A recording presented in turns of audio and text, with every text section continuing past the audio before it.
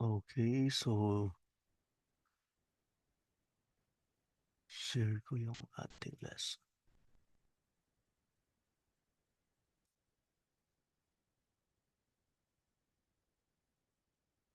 Ayan, so purihin ng Panginoon, no? Nasa Philippians na tayo, ang bilis ng panahon, no? And let us study this book with uh, a greater understanding. So, Philippi. So, ito yung place, no, na very important in ancient times. No? It is a Roman outpost. So it's so much mattered. Now, this small city was the symbol of Roman power and privilege planted in the heart of Macedonia. And yung origin na ito, no, named after King Philip of Macedonia. So, Philip ay tatay ni Alexander the Great. And thinking of Alexander the Great, no, ay siya yung naging emperor, no, sa kanyang time. He conquered the world, pero nakakalungkot dahil he never have conquered himself. No? Kaya niyang sakupin yung kung ano-anong syudad, no? Pero hindi niya na-conquer yung his battles within, no? Yung kanyang uh, intoxication with alcohol, his lust, his selfish ambition. No? So, he died at the age of 32. So, ang kanyang tatay, Philip of Macedonia. So, it was named after him, yung Macedonia, no? And it was a strategic gateway located on the Egnatian Way. Ito yung gateway between Rome and Asia. Kumbaga, uh, ito yung main road, no? From Rome to Asia.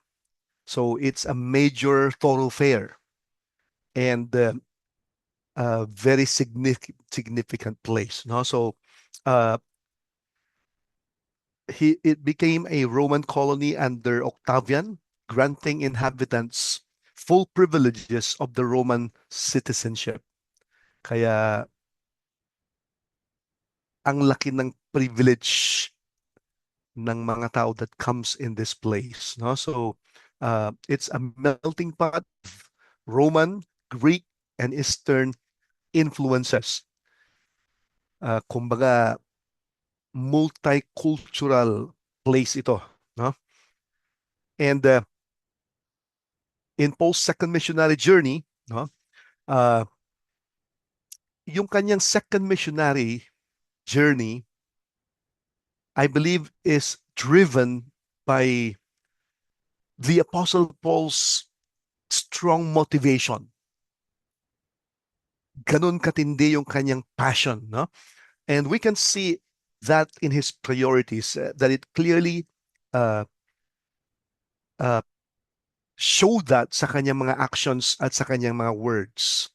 Unang-una, si Apostle Paul, when uh, he started his journey of the Christian faith, nandun na kaagad, ano? Very strong yung kanyang burden for people. No? Sa Acts chapter 15, sabi niya kay Barnabas, let's go again. Balikan natin yung mga napuntahan natin on the first missionary journey. Now let's go again, visit our brethren in every city where we have preached the word of the Lord and see how they do. So Acts 15:36. So yung motivation niya was not simply to reach new places, it was to strengthen the people whom he already reached. So may follow-up work siya. So yung mga napuntahan niya nung first missionary journey ay gusto niyang balikan to follow them up. No? So he wanted to know how they were doing. So that's Acts 15:36.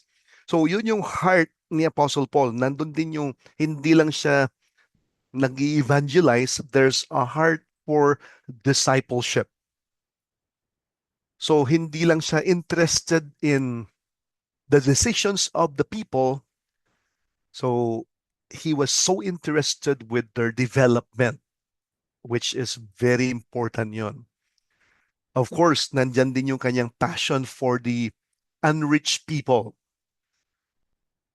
No, sa Acts 16:9, no, come over and help us. No, the journey now took an unexpected return. No? So initially, gusto niyang balikan yung kanyang mga na-reach nung una, nung first missionary journey.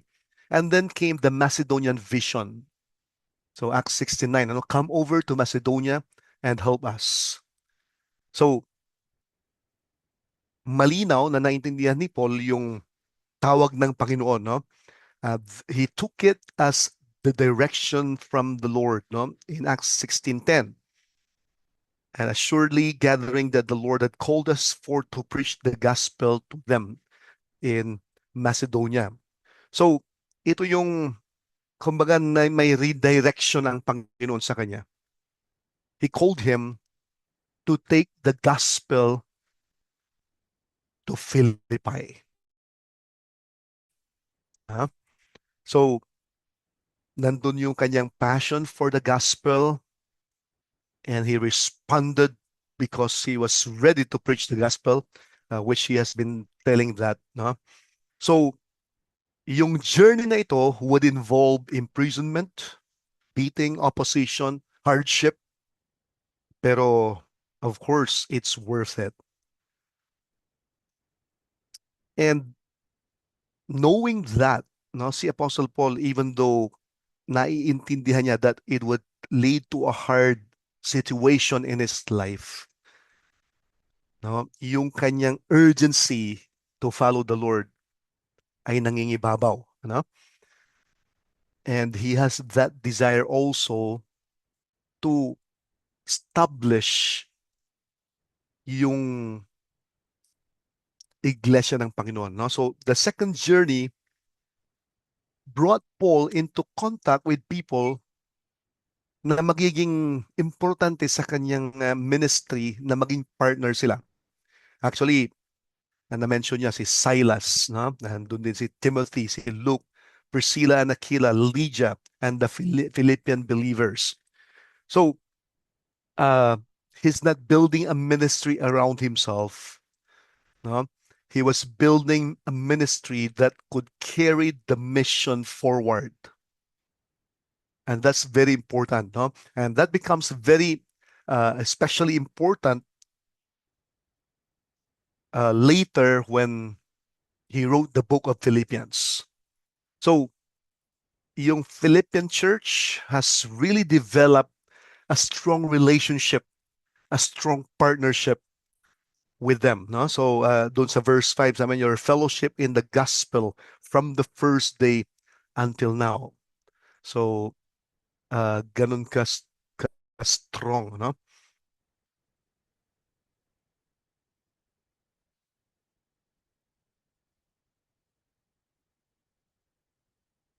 So, as you look at this, no, he arrived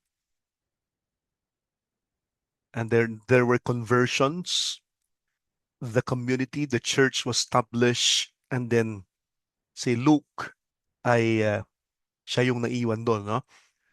So, he brought the gospel to Europe for the first time. So this was a historic turning point in the spread of Christianity.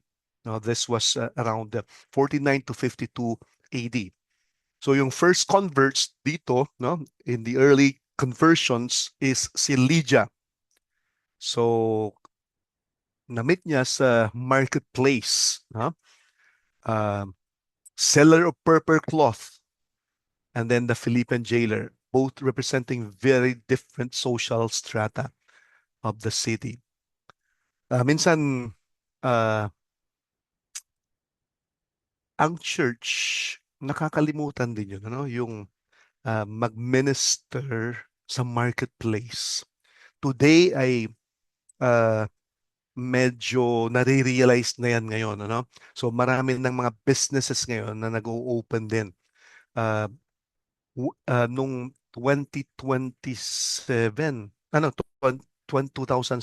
ay pinupuntahan ko yung mga ilang company sa Makati, talagang out of 15, isa lang nagre-respond, no? Pero ngayon, dumadami yung mga businesses na nag-o-open, no? And one of the important and powerful na influence ay doon sa marketplace. And dito, he met Lydia, no? A seller of purple. And probably dahil nasa marketplace din siya, no? Tent maker, so mas na-influensya niya sila. And then the Philippian jailer, no? So Lydia was converted, the jailer was converted, a vibrant church, no, was planted, no? And then Luke stayed behind to support the community. Okay, so again, no, itong Philippians, he wrote this when he's already in prison, no? So 61 to 63 AD. Paul was in bonds for his faith, yet the letter is famously known as the Epistle of Joy. So, uh, iba yung mindset ni Apostle Paul. Very important, no? So, nung una, ang plan niya is to go back doon sa kanyang mga places na start, pero binago ng Panginoon change ng Panginoon yung plano through a vision, no? In Acts 16. So he had a plan, God closed it, and then God gave the vision. He obeyed, and the gospel entered Europe. No, the church was established in Philippi. And naging partner niya ngayon itong mga uh, Philippine believers. No? So he was willing to surrender his plans. So mayroon siyang plano, pero nung clear yung direction ng Panginoon, he changed his plan, he went. So makikita mo, no, hindi niya hinahanap ang kanyang comfort or convenience. No? Ang kanyang tinatanong, saan talaga ako nilalagay ng Panginoon? Which is very important. No? And uh, we see here, no, he was in chains. And he was not writing from a place of comfort. No? Dahil sa kanyang proclamation din ng gospel, kaya siya nakulong. No? Yet, we see here, his message never has an implication of any anger. Never can you sense some sort of parang gusto niyang retaliation or unforgiveness or bitterness. No? His message, joy, hindi there would you would think some complaints, pero never, hindi natin masisense yan. Or maybe dahil nasa kulungan siya, he could be in despair or even self-pity. Pero wala, no? It was joy. No? So naging platform yung prison for the proclamation of the gospel. No? So uh, this is very important mindset to develop. No? Uh, Maraming mga tao ngayon, even workers and pastors, servants of the Lord, na pagka mahirap yung situation, ang dami mo nang maririnig, no? Ito, napakaganda na matutunan natin, no? He was confined, he was suffering, yet still serving. Very painful yung kanyang circumstances. pero yung kanyang spirito is exuberant joy. Kakaiba, no? So, very powerful ang katotohanan na ito. Christian joy is not the absence of suffering. Christian joy is not the absence of suffering. It is the presence of Christ in the midst.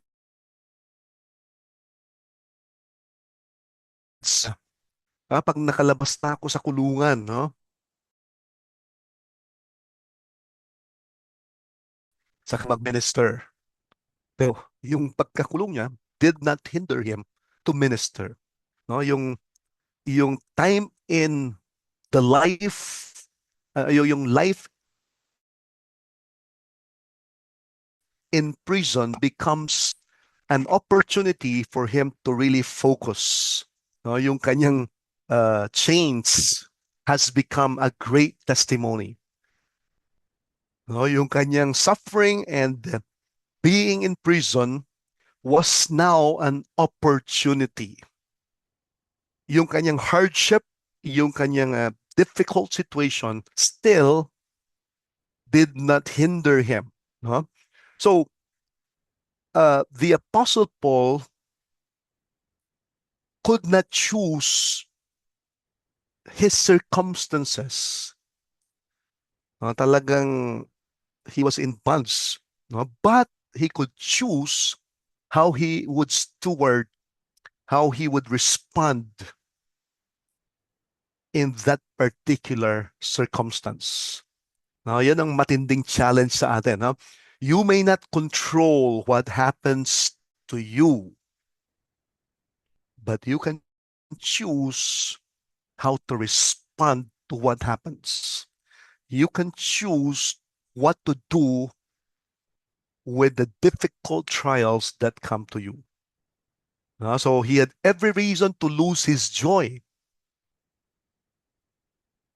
Pero the presence of Christ for him was enough to make him joyful. Huh? Pwede ba tayong maging masaya kung ang sitwasyon natin ay sobrang hirap, no? Can we serve the Lord with joy even the going gets tough? So yun ang matinding challenge sa atin, no? Okay, mag-pause muna tayo ng konti dyan, no? Uh, any comment with that? Or any takeaway with that? Anything na nais yung i-share sa uh, magandang katotohanan na yan? Or any observation? So you can unmute and share to us.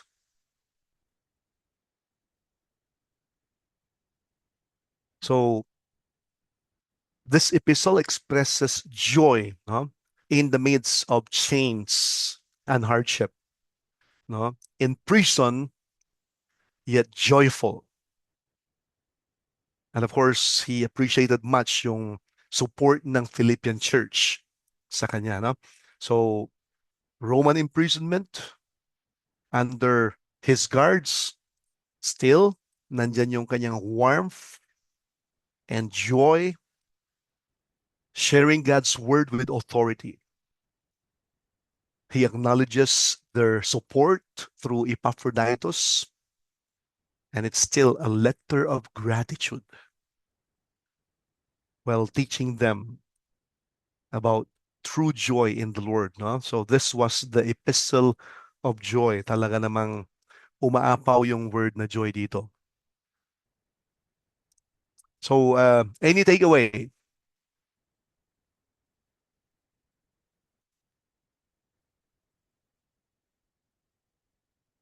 Ano po ba? Sige, Chris.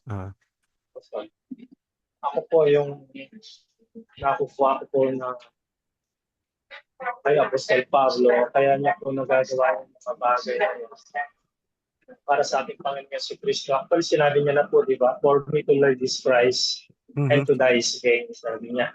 Mm-hmm. Sinabi niya dahil handa siyang mamatay para sa ating Panginoon si Kristo. Handa niyang sacrifice ang buhay na ibigay ang buhay niya para sa ating Panginoon si Kristo. I believe nasasabi niya yung mga bagay na yan at nagagawa niya yung mga bagay na yan dahil mismo sa na-experience po niya ang ating Yes. Panginoon Jesucristo sa buhay niya. Ano po, yung lalong-lalo na na-encounter niya ang ating Panginoon sa Road of Damascus. Ito po ba? Yes. Noon naranasan niya yung nakausap niya mismo ang ating Panginoon Jesucristo at naranasan niya ang kanyang kapangyarihan doon. Di po ba nabulag siya doon? Mm-mm. Muli siyang muling ibinigay ang kanyang paningin ng ating Panginoon Jesucristo, muli siyang pinagaling. At doon parang paano ko ba i-explain to?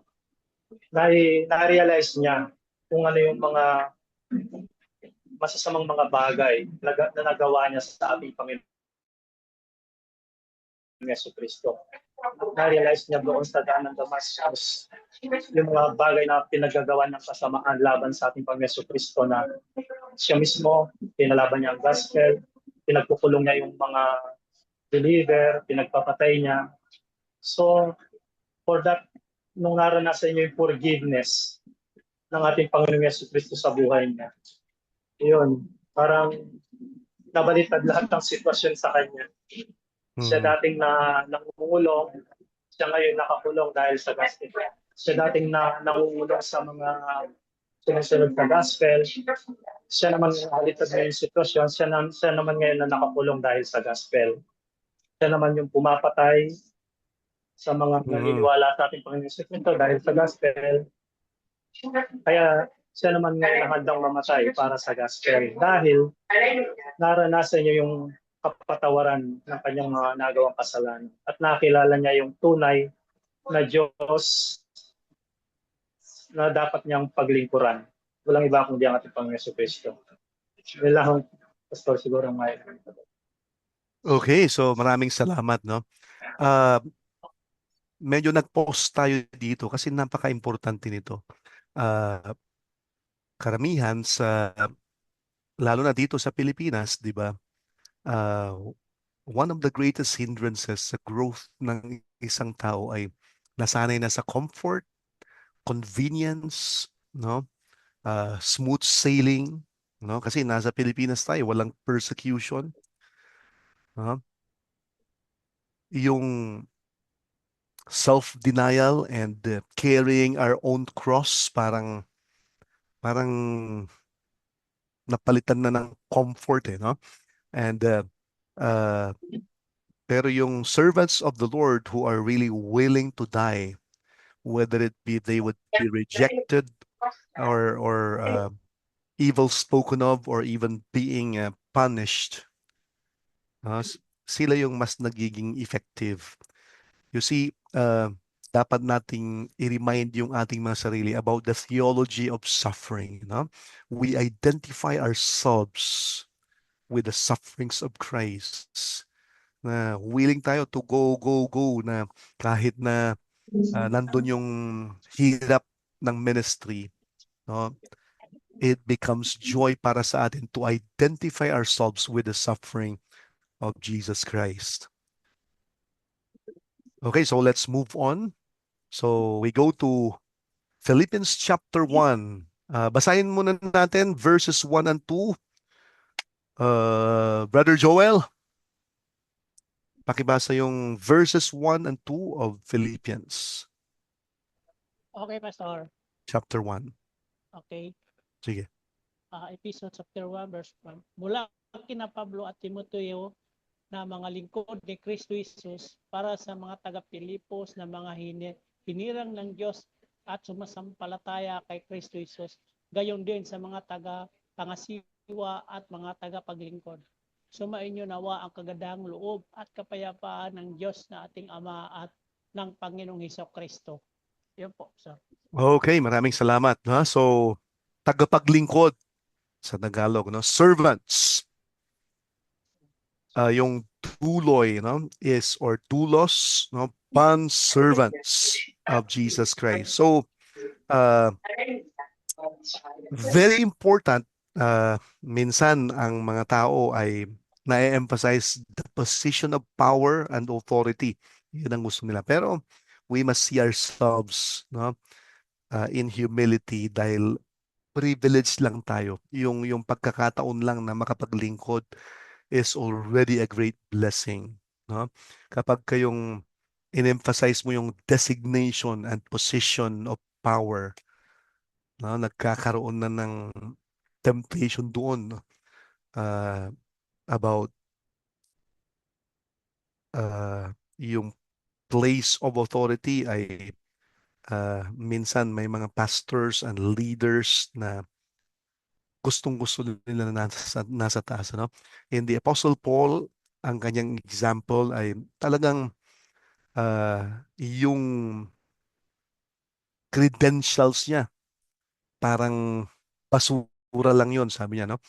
He called himself, uh, halos lahat ng mga sinulat niya ay bond slave, a bond servant. No? So that's a posture of humility. And the designation expresses intense fervor of devotion and carries the weight of special calling parallel to the OT prophets. And then sabi niya to saints, yung mga tagapangasiwa, saints, bishops, deacons. So in-address niya, no? So both the members and the leadership. So ibig sabihin, no, walang impartiality. Whether it be you're in a position or you're a regular member, no? Pare-parehas tayo mga Kristiyano at lingkod ng Panginoon. And yung greetings niya usually is grace. Grace and peace. So, yun yung standard na benediction ni Paul parate, no? And nandun yung the Father, the Son, Holy Spirit, most of the times. Nabanggit niya dito, our Father and the Lord Jesus Christ. So he started with that, acknowledging yung grace ng Panginoon and his servanthood. So verses 3 to 5. Pakibasa, Brother Lito.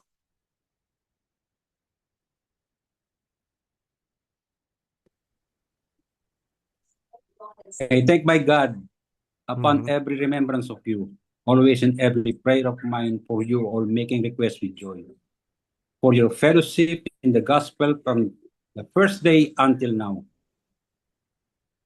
Okay, so yung emphasis dito ay napakaganda, no?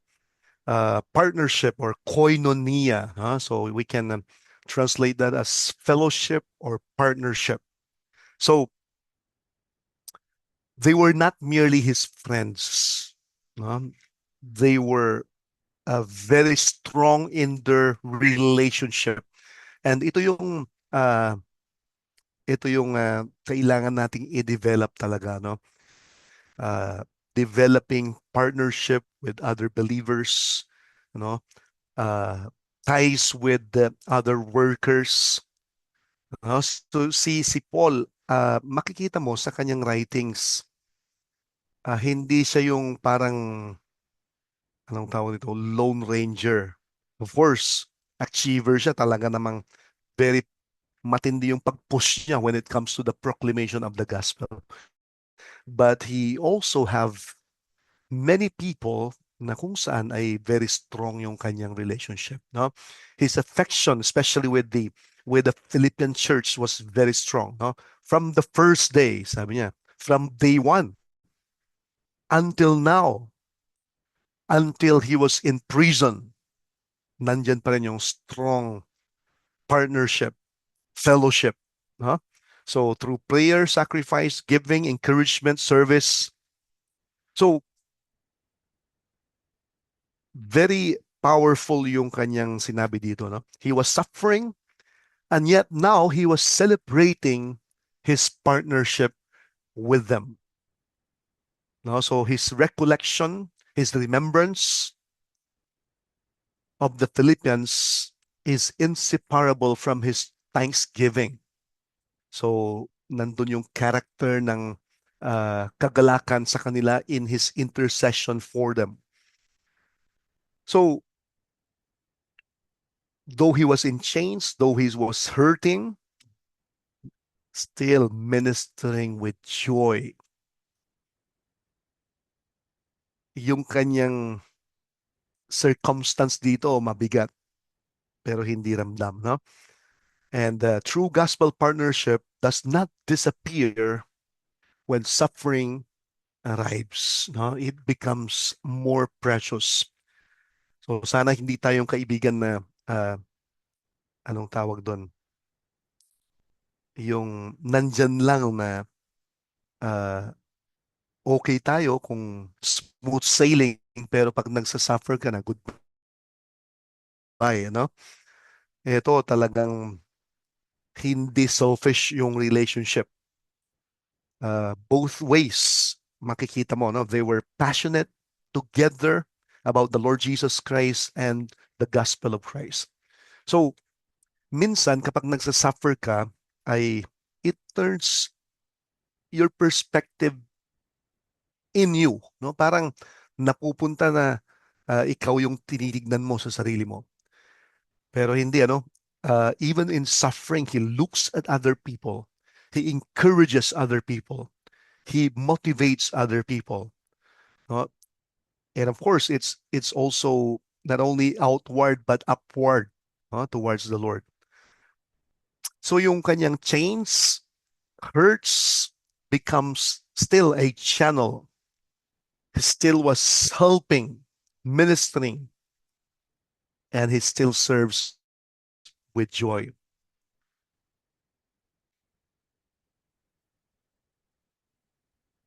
So they have endured the partnership, no? And the entire letter, nandiyan ang emphasis niya doon sa kanilang relationship. Verse 6, pakibasa. Anyone? O memorize na natin yan? Baka may naka-memorize yan. Let me read po, Pastor. Sige, Gideon. Ano ba? Gideon or Harold? Gideon po. I prefer. Gideon, sige. Philippians chapter 1, verse 6. Being confident of this, that he who began a good work in you will carry it on to completion until the day of Christ Jesus. Amen. Amen. Okay, so evidently, no, God is both the author and the perfecter, no, of the work that He began in believers. So siya yung nag-initiate, no? God initiates, no? His initiative underlies every aspect of our salvation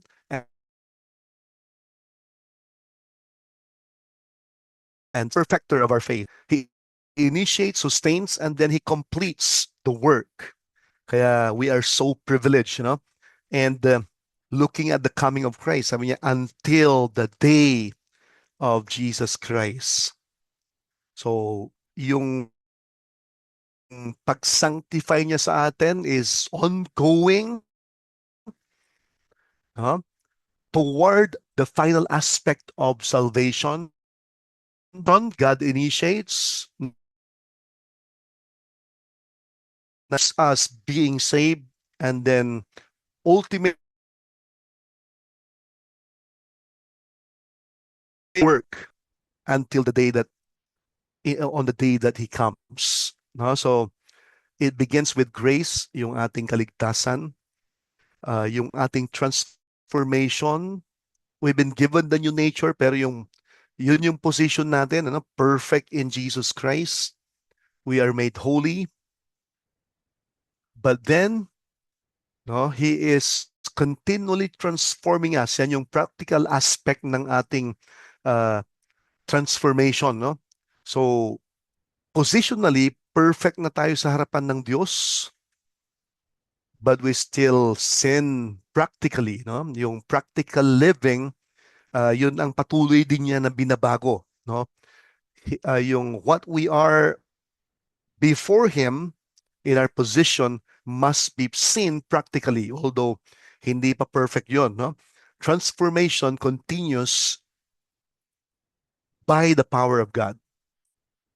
Yung even our perseverance still rests on the faithfulness of God until the completion. It depends on His purpose. So, he could rejoice dahil yung spiritual growth hindi lang a sort of human exertion. God is at work. God is working within. Kaya napakaganda nitong Philippians 1:6. He began a good work, He will perform it until the day of Jesus Christ. So, hindi naman ibig sabihin nun because sabi niya, He will perform it until the day of Jesus Christ. Hindi naman ibig sabihin na maging passive na tayo. Bahala na Panginoon. Yun pala eh. He is the one that would perform it until the day of Christ. Hindi naman ibig sabihin yun na wala na tayong gagawin. Kung titignan mo sa Philippians 2, we should really try the best that we have to show Christ's likeness in our lives. Verses 12 and 13 yon. So, hindi ibig sabihin na sabi niya dito ay He began a good work and He will perform it, ay siya lang ang gagawa. So, yung sanctification natin is in cooperation with God. We do the best we can. God works also in our lives. We are to confidently cooperate with God. So, what God started by grace, He sustains by grace. And what He sustains by grace, He will finish for His glory. All throughout ng buhay natin, mayroon tayong mga kapalpakan, May mga kasalanan tayo. We may stumble. Nandiyan yung struggles. Minsan ay mas nangingibabaw yung ating weaknesses. Pero huwag tayo ma-confuse, Hindi tayo iniiwan ng Panginoon. Still, He is at work. God is not yet finished with you. So patuloy kang sinishape, minumold ng Panginoon. The hands that started it, the hands that began the good work is still working, and God is working so powerfully. God is working 1,000 times more than we think. Iba ang Panginoon iba yung paggawa ng Panginoon. Sana hindi natin ipatas sa perspective natin, yung kakayanan ng Panginoon. He's way beyond. His ways are greater than our ways. So, as the heavens are higher than the earth, ganun kalawak. He is the creator, we are creatures. He is infinite, we are just finite beings. Kaya, we should place our confidence in the Lord, And God's still not finished with us. So, God's faithfulness does not waver despite individuals or people's struggles, people's uncertain circumstances. So, our confidence is in the faithfulness of God. So, yun ang isipin natin. People may stumble, church may struggle, circumstances change, the future may look uncertain, pero we have a God the same yesterday, today, and forever. So, tinitignan niya yung mga memories niya or reflecting on the memories. Sabi niya, God is exhaustion, yung weaknesses, yung struggles, hindi na uubusan ng biyaya ang Panginoon. The uncertainties that we have does not diminish the faithfulness of God. So, tuloy lang sa gawain, sabi niya. Of course, People are not always faithful, but God is always faithful. No? Hindi tapos ang Panginoon sa atin. But his commitment to his promises are sure. Okay, verses 7 to 8. Anyone, pakibasa?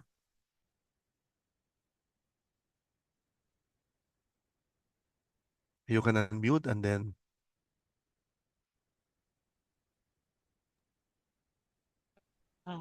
Sayin ko, Pastor, Ephesians 1 verse 7 and 8. 7 and 8. Kayo'y laging nasa aking puso, kaya dapat lang na pahalagahan ko kayo ng ganito. Magkasama tayong tumatanggap ng pagpapala ng Diyos. Noon pa man, nang ako'y malayang nagtatanggol at nagpapalaganap ng magandang balita, at kahit ngayon ako'y nakabilanggo, saksi ko ang Diyos na ang pananabik ko sa inyong lahat ay kagaya ng pagmamahal sa inyo ni Hesukristo. Yan po, Pastor. Okay. Wow. So, grabe yung puso ni Apostle Paul dito, no?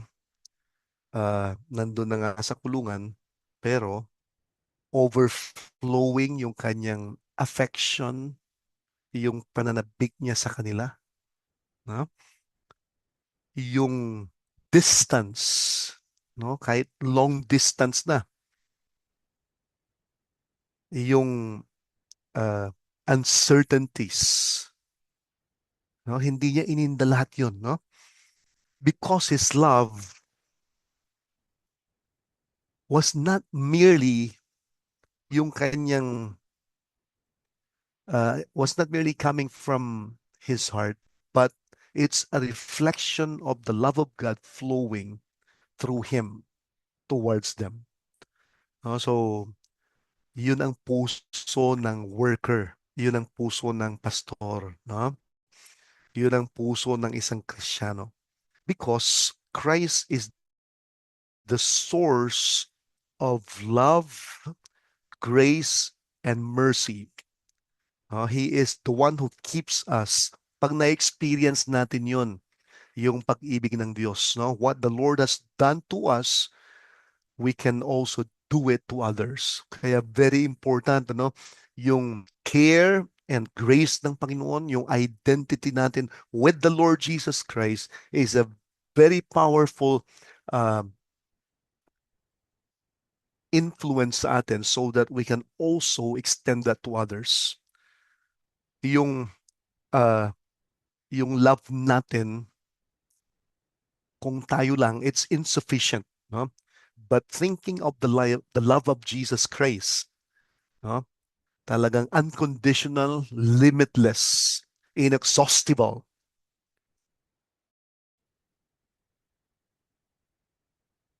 And that's a good thing na kailangan nating ma-meditate, no? We can love people with confidence dahil ganun din ang pag-ibig ng Panginoon sa kanila. Nandyan yung kanilang, actually yung situation din ng Philippian church, it's not perfect, no? Mayroong mga hindi nagtutulungan, mayroong mga mayayabang din sa Philippian church, mayroong mga medyo hindi nagkakaintindihan, may mga people in conflict, pero nandyan yung confidence niya that God is at work in their life. No? So, maganda na makita natin yon sa ating ministry because Christ never stops loving them. I can faithfully love people because I trust the one who loves them more than ever I could. So, sana maging yun yung perspective natin. So, he carries the Philippian church in his heart. During this imprisonment and legal defense, his affection is not diminished, but deepened, even deepened by sufferings. No, they were his co-sharers. Nandun yung participation nila sa bawat isa. And sabi nga niya, yung Philippian church lang, nakalimutan na ako ng iba, but the Philippian church, there was a special love relationship with the Philippian church and the Apostle Paul, no? And that flows from the very heart of the Lord. So yung kanyang pastoral affection is grounded and shaped by Christ's own love for his people. Doon sa verse 12, sabi niya, the things which happened unto me have fallen out rather onto the furtherance of the gospel. No? Even though restricted siya. No? And tignan natin, verses 9 to 11.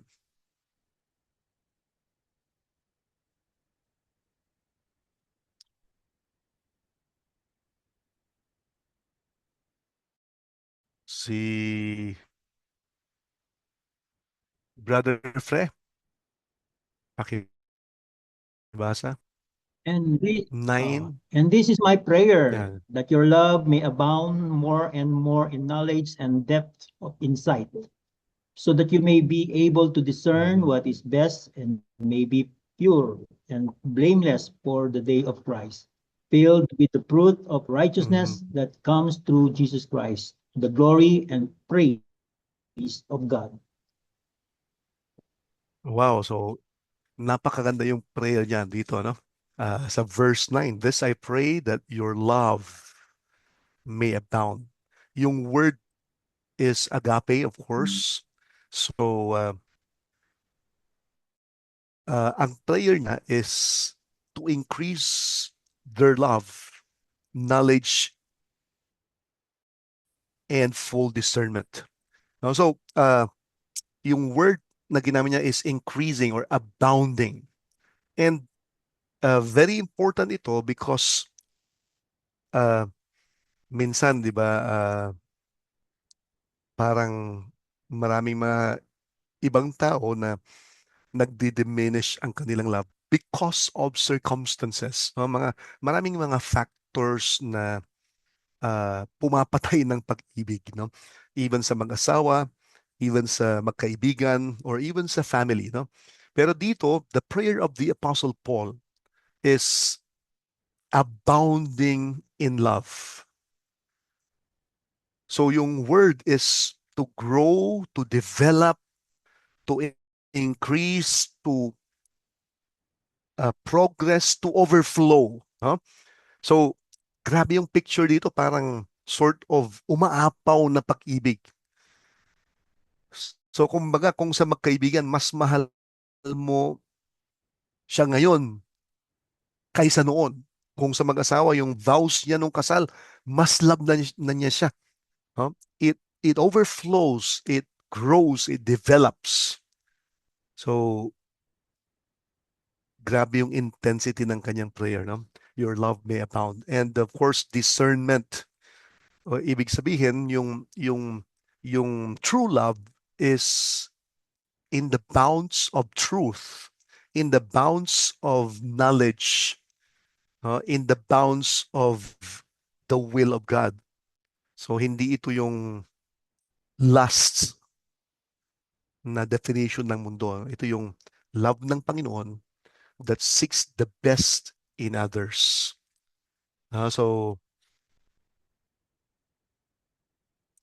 we should grow our love. Ito yung masarap pag sa kapwa natin Kristiyano, kapwa natin workers, kapwa natin pastors.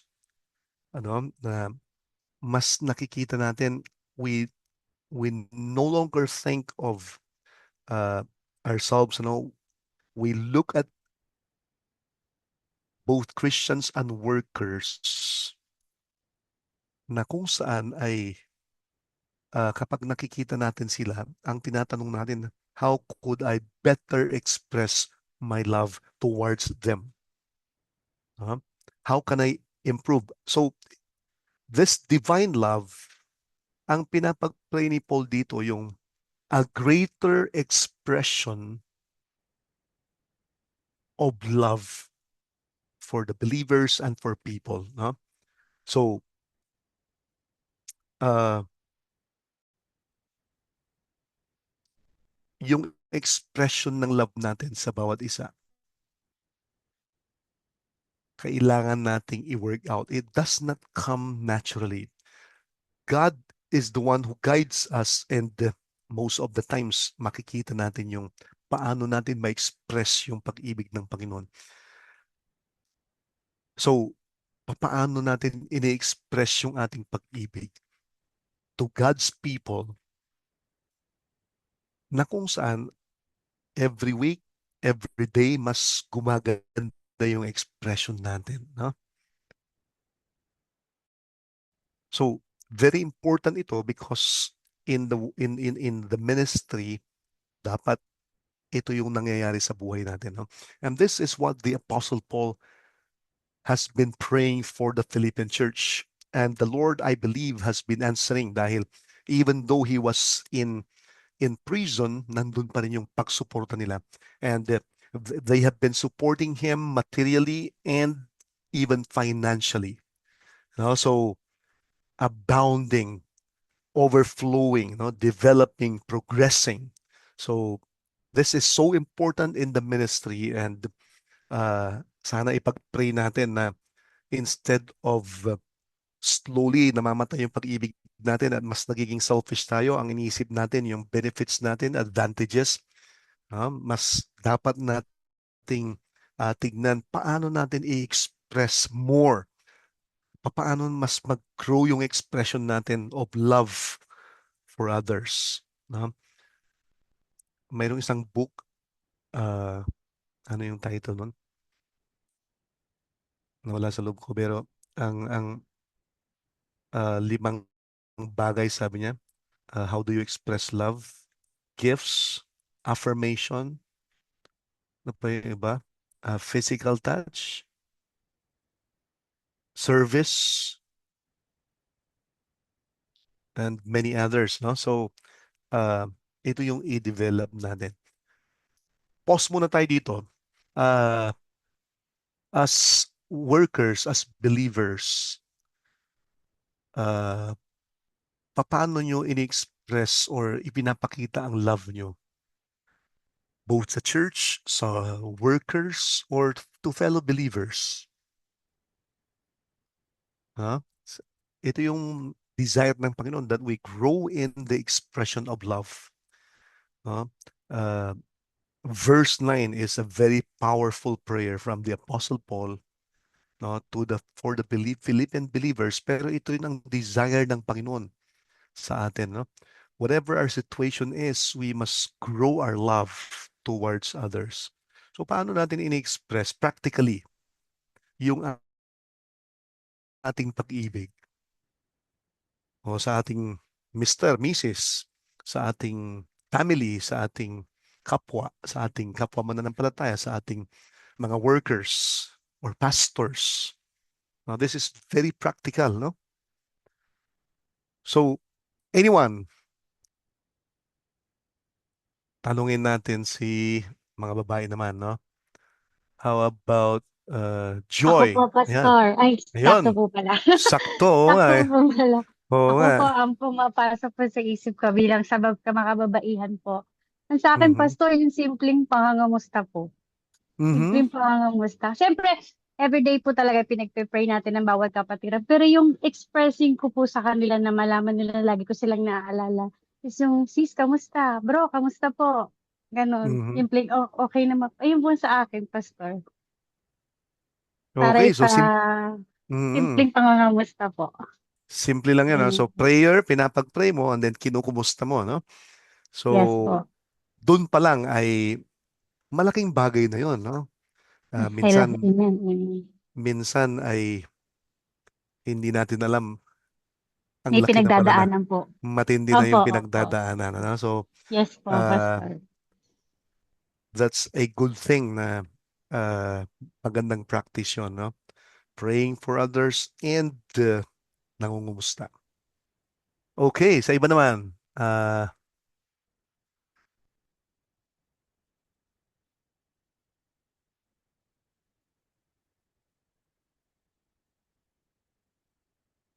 si Rose.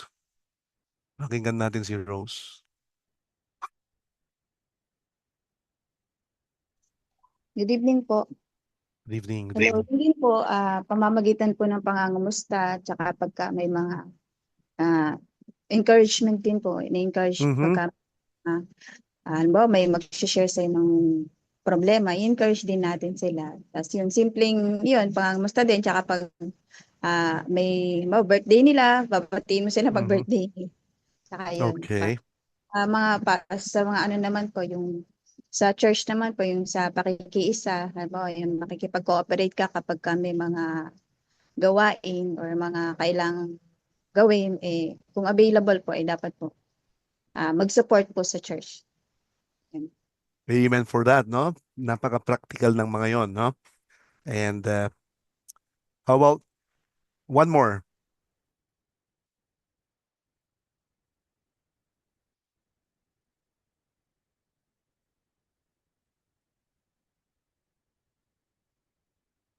Tanungin natin si Dave.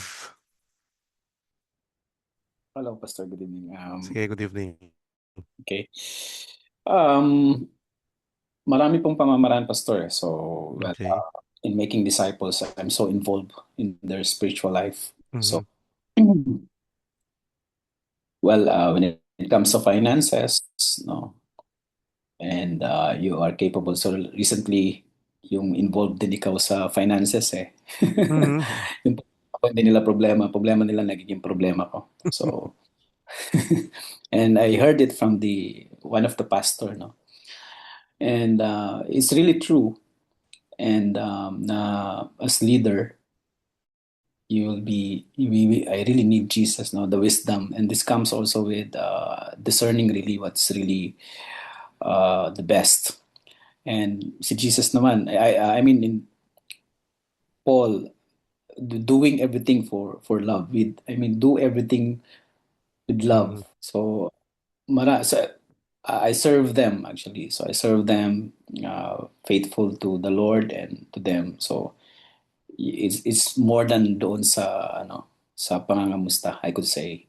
It's really discipleship is a relationship, being involved and seeing that sila mismo they become partners of the gospel. Kasi sila, I saw them from non-believer into becoming a believer and now making disciples. So as I told them, you will be doing what I am doing, and I hope and pray by the grace of God, with the love of God. Kasi yung Samaritan, yung story ng Samaritan, di ba? May mga religious people, dumaan sila pero yung love nila stops. So, nawala yung love nila in a situations where they are needed. But as a Samaritan man, but the good Samaritan, knowing that Samaritans and the Jews, hindi naman sila, I'm not sure if Jew yung hindi naman na-mention doon, but knowing from the first two sets of people representing the people, the Pharisee and the Levite, they are religious ones, and then the Samaritan man, he stops to help the man, and he even point given doon na kung anong kulang ibigay mo. So there is really this cost of discipleship.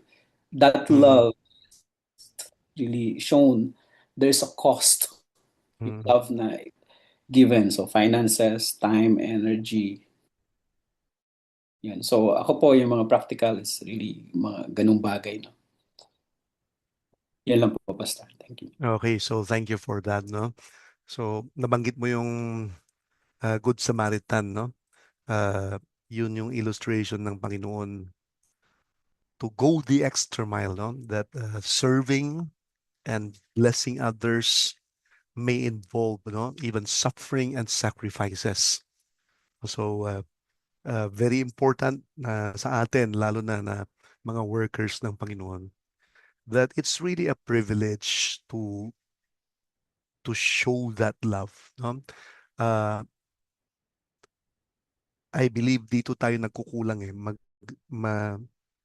with regards to doctrine, medyo solid tayo sa doctrine, pero pagdating sa display of the love of God, doon tayo nagkukulang, no? Every day ay ipag-pray natin to really grow in the expression of love. And the Apostle Paul himself, no, ay grabe yung extent na talagang willing niyang gawin just to show the love of God to others. So it's not by his lips only, pero by his life, no, the love of Christ abounds. So yung sinabi niya sa verse 9, no, ay hindi lang discernment, no, kundi excellence, no. Yung nag-strive siya talaga, no, to really show, no, that yung kanyang practical sanctification, practical living ay shown in the choices that he makes and the ministry that he's willing to sacrifice. And he mentioned this to the glory and praise of God. So we see here, no, his imprisonment, pero at the same time, gospel advancement in verses 12 to 18. Verse 12, pakibasa yung verse 12.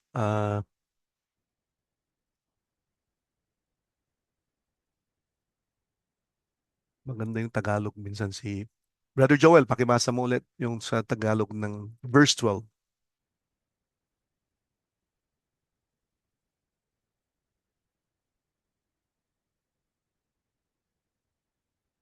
Muted po kayo.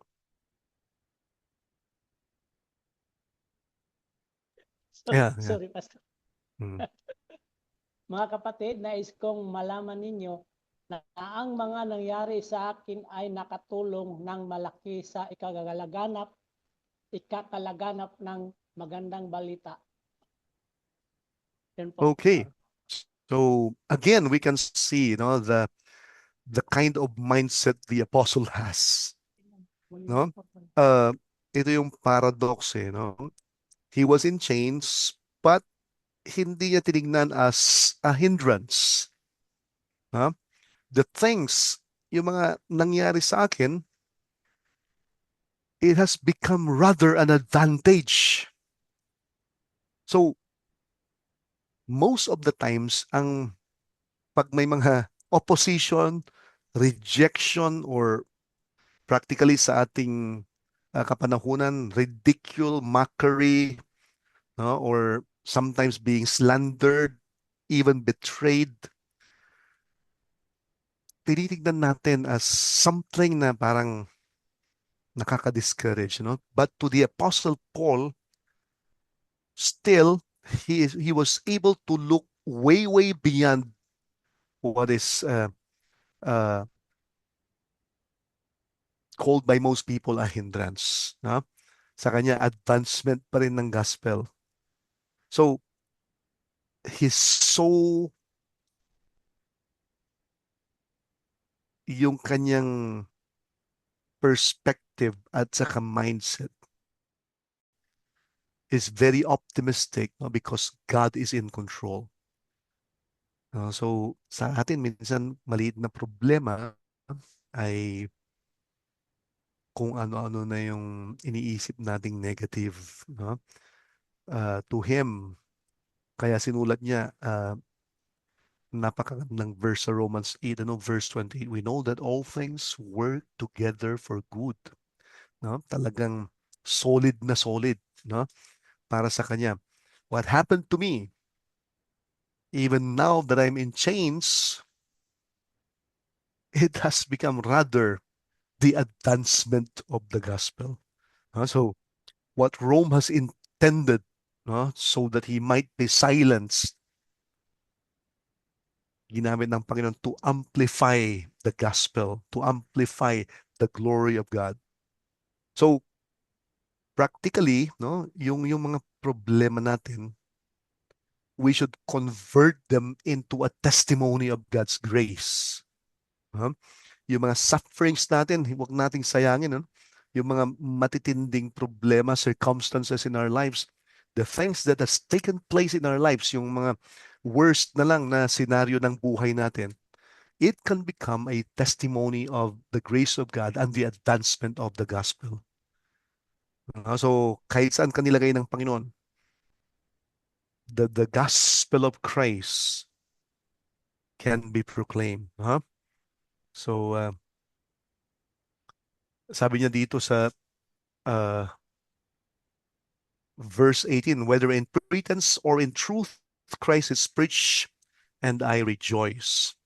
So dito, he mentioned about people proclaiming Jesus Christ out of envy and rivalry. Very strong yan yung envy and rivalry kasi yung mga tao ipopost nila parati yung magaganda sa Facebook. Minsan sasabihin ng iba, sana all ganun din ako, no? Pero hindi nila alam yung matitinding struggle ng mga nagpo-post na gano'n, no? Sometimes nagtitrigger yon sa mga Christians din. But there are here some who proclaim Christ from envy and rivalry, others from goodwill, no? But let it be, sabi ni Paul. Let it be. He refused to become bitter. He refused to become distracted. Nakafocus siya parati, no? About the proclamation of Jesus Christ. Even though some people's motives are wrong, and yet I would preach the right gospel. When people become or started thinking of competition, sa kanya is nakikita niya, sige, pwede pa rin mag-compliment ako, no? In their weaknesses. It did not steal his joy. It did not stop his mission. Makikita mo, Paul was always looking at some situations or many situations na it could have been discouragement to him, pero hindi. He looks at them as an observer. Hindi niya dinidibdib yung matitinding sitwasyon. No, ito yung dapat matutunan natin as Christian workers.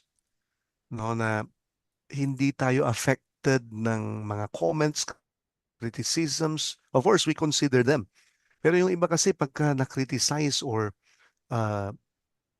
narinig yung mga complaints, nababagabag na sila eh. No? But hindi tayo maging affected dapat doon, no? We must learn to read between the lines kung ano yung matututunan natin. We must learn to filter and look at the good thing that we can improve on.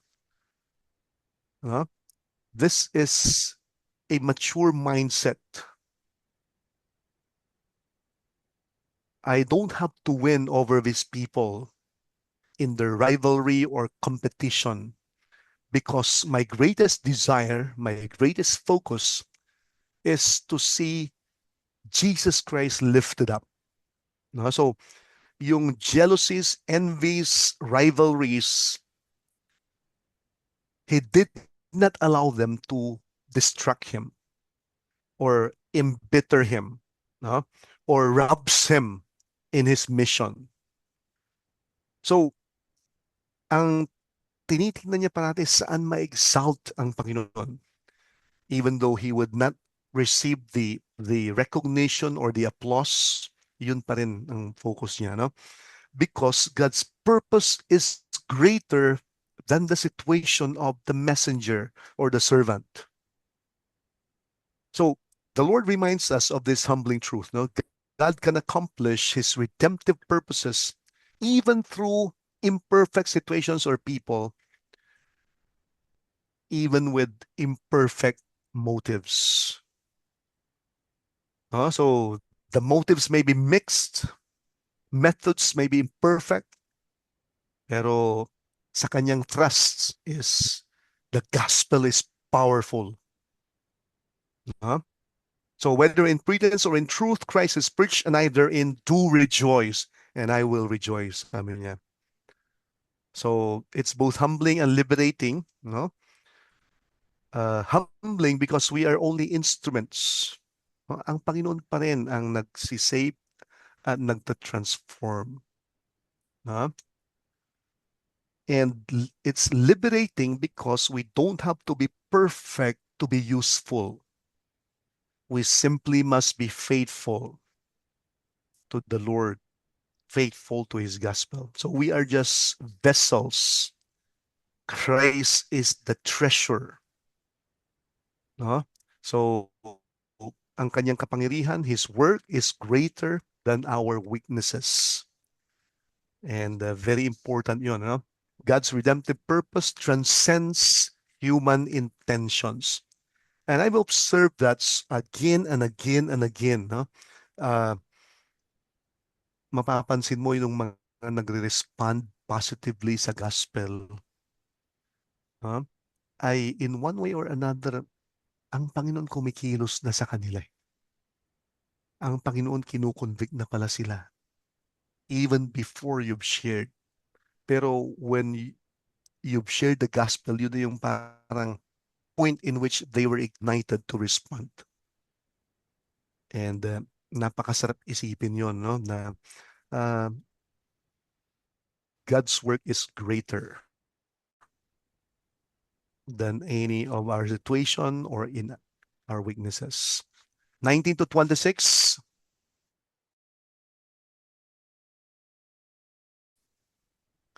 It speaks about confidence in deliverance, tensions, and the choices of love. So Paul's release will come through the Philippians intercession. And makikita natin, no? The Holy Spirit's provision through answered prayers, through corporate prayer and sustenance of God working together. So prayer becomes part of God's provision. No? So ibig sabihin, any ministry is never achieved successfully by human strength, no? But through provision by God, through the prayers of His people and the supply of the Holy Spirit. So verse 19 says, "For I know that this shall turn to my salvation through your prayer and the supply of the Spirit of Jesus Christ."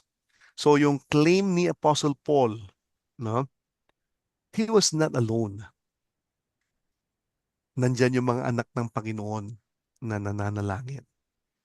And very powerful, again, yung prayer ng mga anak ng Panginoon, and together when they progress in growing deeper in prayer, no, the Spirit of God powerfully works.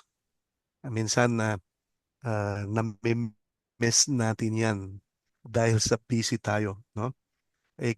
Kung sa Panginoon kahit na pagod at busy, no, madaling araw pa lang nagpipray na. And much more kapag mas maraming nagpipray, no? So we cannot replace the ministry of prayer. No? It's the means through which the Lord works. So God often answers through what His people pray and provides through what His Spirit supplies. So ito yung confidence ni Apostle Paul teaches us to never underestimate the power of a praying church. Ito ang pinaka-importanting ministry, no? Never underestimate the sufficiency of the Holy Spirit of God. The Holy Spirit of God works when we align ourselves to Him through the ministry of prayer. So the Spirit mightily works in answer to prayer. No? And Sana hindi natin maneglect yan. Kung mayroon tayong time na mag-browse, mayroon tayong time para manalangin, no?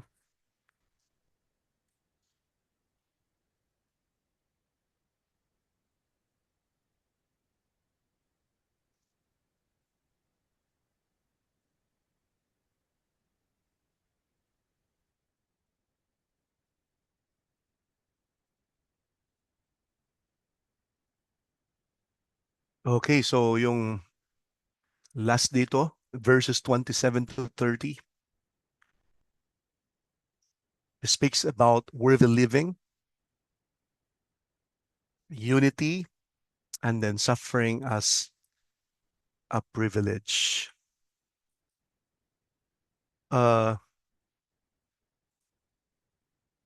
Going back sa verse 23, no, na-mention niya dito yung sort of a choice kung ano yung mas gusto niya, no? To depart and be with Christ or to minister, to still minister, no? Which is far better. Pero makikita natin yung kanyang pag-ibig sa kanila, no? Uh, Dito sa last portion ng sa verse 23, mas pinili niya na mag-minister sa kanila. No? This is sacrificial kind of ministry. So, mas gugustuhin niya na kahit magpagal pa, more than his comfort or convenience. No? He stayed because they needed him. No? And he stayed and sacrificed because it's worth it. No? So, nandun pa rin yung kanyang thinking na maggamit siya ng Panginoon to really develop them, to grow them, no? So, love always chooses to stay.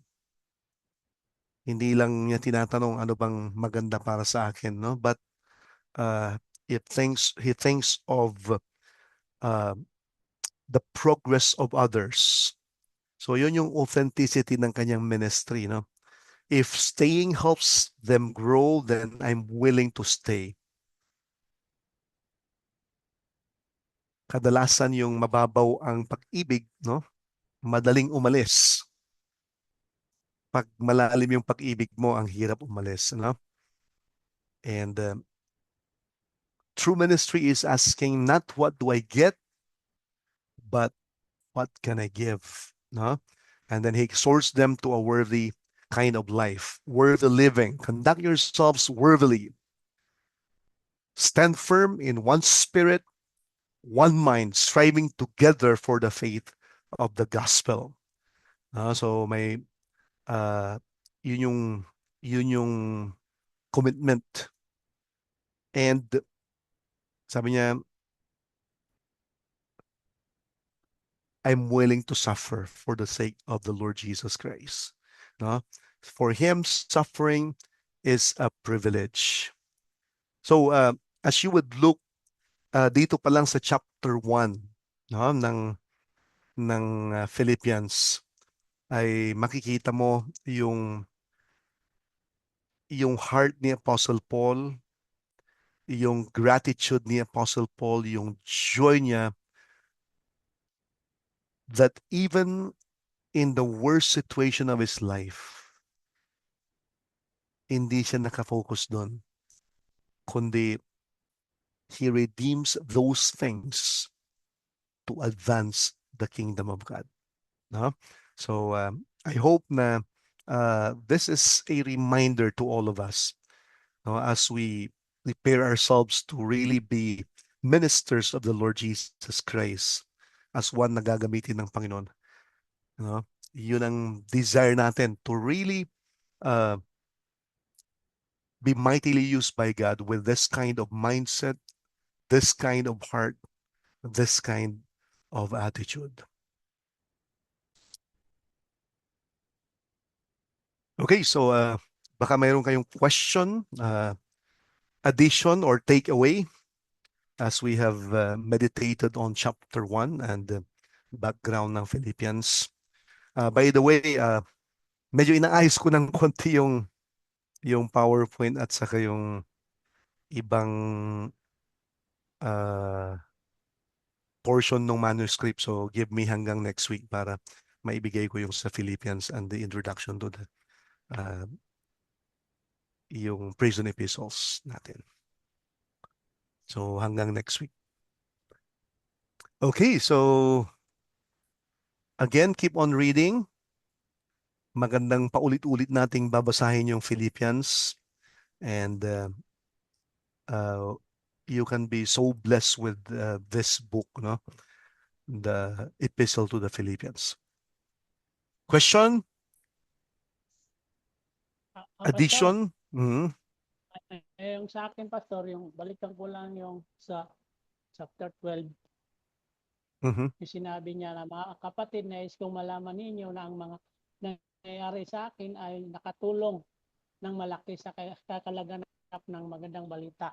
Mhm. Yung ibig sabihin nito, Pastor, ni Apostol Paul is or encourage sa atin lahat. Kasi mostly ang problema sa ibang mga worker ay yung discouragement. Yes. Kasi nga, naalala ko yung panahon ng papa ko, 1978, ako'y kasama niya sa mga pioneering. Nakaharap namin yung mga, doon sa Mindanao, maraming NPA, di ba? Yes, yes. Habang nagpe-preach ang papa ko, mayroong lumalapit, nagtatanong, ang daming mga sinasabi, pero sa takot ko, umalis ako, baka anong mangyari sa papa ko. Pero yung papa ko pala, nagpe-pray siya. Sabi ko, baka hindi na kami babalik sa lugar na to. Napaka-delikadong lugar yun sa Mindanao. Pero ito naisip ko na katulad kay Apostol Paul na ibig siya, ang papa ko ay tinatakot, mas lalo pang nagsigasig siya hanggang after 1 month, maraming naging Kristiyano sa lugar na yun. Amen. Parang naalala ko yung nangyari sa ng papa ko. Yung mga ganong buhay ba na yung talagang tapat sa Panginoon, dapat na naglingkod at may kanang eagerness ba, Pastor? Minsan kasi yung isang pastor, nawawala yung eagerness pagdating sa mga ganyan. May mga circumstances na mga problema lang. Kahit sa bahay nga lang, problema sa bahay, nawawala na yung isang lingkod ng Diyos. Ito tayo tinuturuan ni Apostol Paul sa versikulong ito sa chapter 12 at saka sa chapter 23, 24. Napakaganda talaga, na-realize ko rin nung unang panahon na dapat noon nag-pastor na ako. Ngayon patuloy ako nakapag-isip na mas may edad na ako. Kaya yun lang, Pastor, magandang basahin talaga. Totoo yung sinasabi mo. Naka-encourage talaga siya. Wow. So, maraming salamat sa share nyo and totoo yun, medyo sa mga panahon na ito, nasasanay tayo maging komportable. Pero balik pa rin tayo, to die is gain, sabi nga ni Paul, no? So, yung sufferings is an identification with the sufferings of Jesus Christ. Actually, kung sa sports, yung mga halimbawa kung sa American football yung mga talagang makikipagbunuan, yun yung willing talagang mabalian. Yun yung nagtatrive ha? And sa Christian life, ganun din, ha? We must be willing even to suffer and sacrifice. I think yun ang ipag-pray natin, na maging even willing to die. Kaya ba natin? Ang ngayon sa panahon natin, the fastest growing churches ay hindi sa Pilipinas, kundi sa Iran, Africa, China, Africa, Pastor, meron din. Africa, mga ganon. So, mahirap doon kasi kung Muslim ka o naging Kristiyano, papalayasin ka or matindi ang persecution. And yet, they're the fastest growing churches. Yung mga settled na komportable, no? Minsan pa nga yung attendance sa church, darating yung mga members, late na, kalahati na ng mensahe. No? Dahil hindi nila iniisip yung pagsakripisyo na pumunta. Nasa convenience ang hinahanap nila. Nasisira yung momentum ng church. Imbes na tuloy-tuloy na hataw. Doon parang nabibreak. No? So, we can be an encouragement. We can be an example. And i-grow natin yung pag-ibig natin sa Panginoon. And ipag-pray natin, no? That we can be really willing to sacrifice and make that love very practical. Maipakita natin. So thank you, Brother Joel. Yes, Pastor. Meron pa? Last one? No, oras na. 9 o'clock na pala. So bago tayo mag-close, Pastor Donald, baka mayroon kang announcement. Again, keep on reading Philippians. Chapter 2 next week. Walang masyadong announcement. Ano lang, tomorrow, don't forget your class with our class with Pastor George tomorrow morning. Tapos for everyone, we are halfway, no? Tama ba? Ano na eh? We will end November yung ating at least meron na tayo, no? Naka 2 months na halos, so we're almost halfway. So 18 weeks to. I hope that you're enjoying the class as well. So yun lang yung ating mga announcement para sa ano yun. Also, hindi pa namin alam pero we're trying to do the curriculum. Ang sinasuggest kasi ni Pastor Jesse, we will also have another class, leadership class, parang ano yun, together with GSBC. So, hindi ko alam paano ko isisingit, pero we will try to do that. No? Mga ano lang naman yun modules, mga 4-5 sessions yata, klase. So, hopefully, they will be able to do that. Pero next year pa siguro, there's a leadership class together with Pastor Paul of Good Shepherd Baptist Church. No. So, yun lang. Okay, meron kayong mga tanong para sa ating mga klase. We are trying to fix everything doon sa mga curriculum natin kasi Pastor George and Pastor Jerry also is already asking about the classes for next semester. So we will end first week ng November and then hopefully we can have 2 weeks off and then we will have another next semester. But Pastor Collado will be teaching yung in-between. Pero ang sa kanya kasi, he will be coming here. So for those who are here in the Philippines, kaya isasabay yun during off-season. Ibig sabihin, kung yung mga nandito sa Pilipinas na nag-aaral, mga estudyante, so it is during your SEM break that he will be coming to teach for a week. No? Pero yun nga, if you're available, ang mangyayari kasi noon, magtuturo siya 9 to 12, tapos break. Tapos magtuturo ulit siya ng 2 to 5 ng hapon. So, isang klase, isang subject, pero 6 hours every day. So, ganoon ang gagawin ni Sir Collado para daw mabilis. No? Para lang ma-prepare yung mga tao. But we will be recording all of those. It's just that Sir Collado would like it to be face-to-face for him para yung ibang mga available they can come and join. Kasi nga, iba rin yung gusto niya kasi nakita niya yung mga estudyante personal. So, yun lang. So, pero yung mga nandun sa ibang bansa, syempre, we cannot do anything about it, but you will just be following through Facebook, through Zoom, and we will be recording everything also. So, yun lang. Pastor, Thank you. I have Hey, sige, question. Dave. Yes. Pastor Donald, yung ano nga ulit yung subject, hindi ko na-capture po for Pastor Collado. Leadership class po yun, tama ba?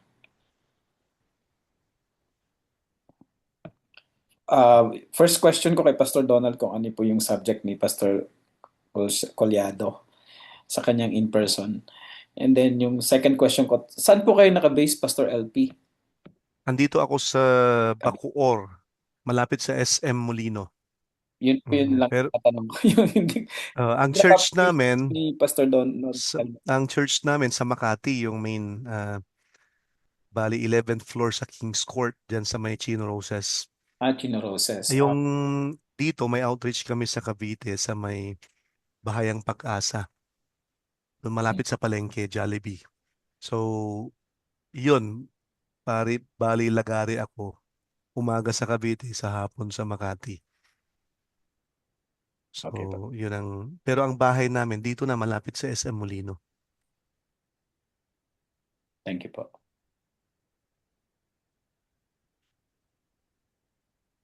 Pastor Donald, may tanong sa'yo. Yeah. Ah. Ano yung tanong mo, Dave? Na ano ko? Na-miss ko? Pastor Donald, yung kay Pastor Collado, is it ano pong subject yun? Leadership subject po ba yun? Ano yun? Methods of Bible Study tsaka Teaching the Bible. Okay. Tapos yun yung kanyang forte. Yun yung kanyang maliban doon. Next, on the third semester kasi natin, we will be they will be teaching also systematic theology. Pastor Jerry and Sir Collado will be teaching also the systematic theology. Aside from that, ang inaano namin sa kanya kung makapagturo ng Greek na kahit basic lang para sa lahat. So he will be teaching kasi siya naman yung namin rabbi. Yan. Okay po. Hebrew Greek na. Yeah. Okay. Thank you. Sige. Meron ba?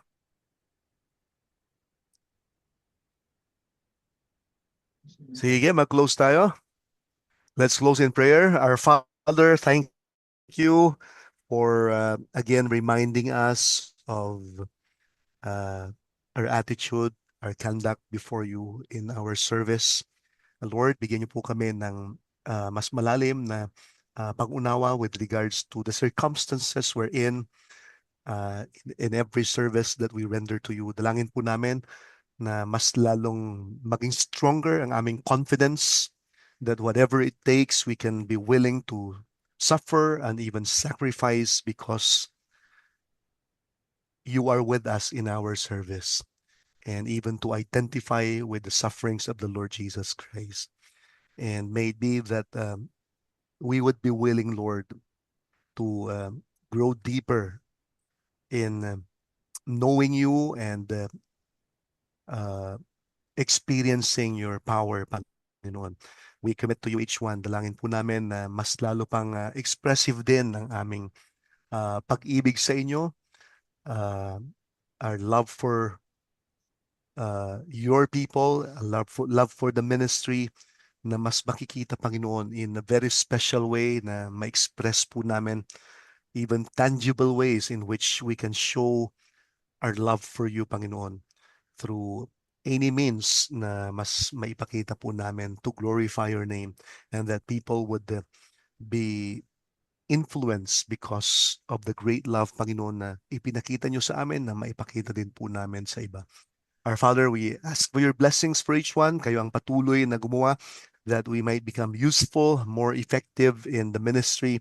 Dalangin po namin, Panginoon, na kayo ang magbigay ng mga bunga in our ministries, Panginoon. Alam po namin na kayo ay kumikilos, and you are the one who initiated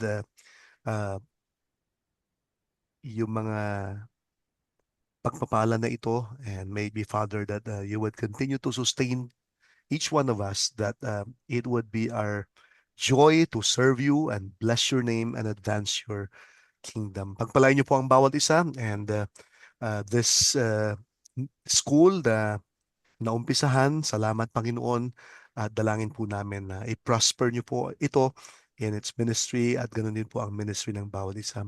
Marami pong salamat sa pangalan ni Jesus. Amen. Amen. Thank you po, Pastor. Amen. See you next Okay, good night.